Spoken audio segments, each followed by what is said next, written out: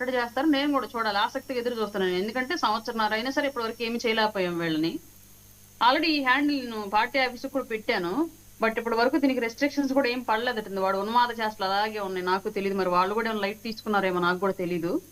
వీడు ఇలాగే చేస్తా ఉన్నాడు. ఇట్లాంటి వాళ్ళని ఎంతమందిని వాళ్ళు వేసినటువంటి మంత్రిత్వ కమిటీ అండ్ ప్రభుత్వం కట్టడి చేసిద్దో చూడాలి నేను కూడా. ఆసక్తిగా ఎదురు చూస్తాను. ఇప్పుడైనా సరే ఈ ఉన్మాద చేష్టలను ఆపగలుగుతారా లేదా ప్రభుత్వం అని చెప్పేసి. ఇంకా ఇది ఇదే స్థాయికి గనుకెళ్తే ఇక్కడ నేను క్లియర్ గా ఫస్ట్ నుంచి నా వాదన ఒకటే. రాజకీయాల్లో ఆడపిల్లలు నిలబడాలంటే అది YCP, TDP, Janasena, BJP, Prajashanti party వీటన్నిటితో సంబంధం లేదు. ఎథిక్స్ అనేవి అందరికీ ఉండాలి. రెస్ట్రిక్షన్స్ అనేవి అందరికీ ఉండాలి. యాక్షన్ అనేది అందరి విషయంలో తీసుకోవాలి. ఇది వైసీపీ మహిళలకు కూడా మిగతా పార్టీల్లో ఉన్న వాళ్ళు ఎవరు మాట్లాడినా సరే వాళ్ళకు కూడా ఇదే స్థాయిలో రెస్పాండ్ అవ్వాలి.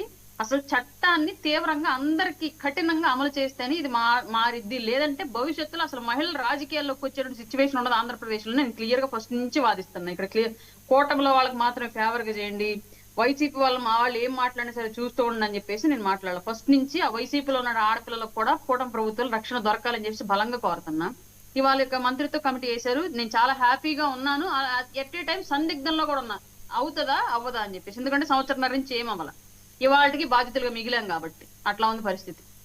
ఇది ఎప్పుడైతే ఎన్నికలు బిఫోరా తర్వాత ఆఫ్టరా?